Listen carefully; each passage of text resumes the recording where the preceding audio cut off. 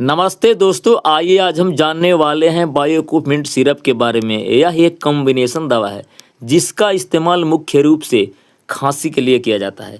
यह गले में खराश, एलर्जी, नाक बहने, छींकने और साइनस या सामान्य सर्दी के कारण होने वाली बंद नाक से राहत दिलाता है। यह किसी भी मेडिकल स्टोर पे बहुत ही आसानी से मिल जाता है। इसमें सेट्रिजिन, एंटी एलर्जी, डेक्सोमेथार्फन, सपर्जेंसन और फेनिलफ्रीन डिको कॉन्जेस्टन होते हैं। यह नाक की छोटी रक्त वाहिकाओं को सिकोड़कर बंद नाक को खोलता है। यह छींकने, नाक बहने और आंखों से पानी आने जैसी एलर्जी से राहत दिलाता है। जब भी इसे लें, डॉक्टर की सलाह के अनुसार ही लें। आशा करता हूँ वीडियो पसंद आया होगा, तो चैनल को सब्सक्राइब, लाइक, कमेंट, शेयर कीजिएगा। तब तक के लिए मैं अशोक कुमार, थैंक यू।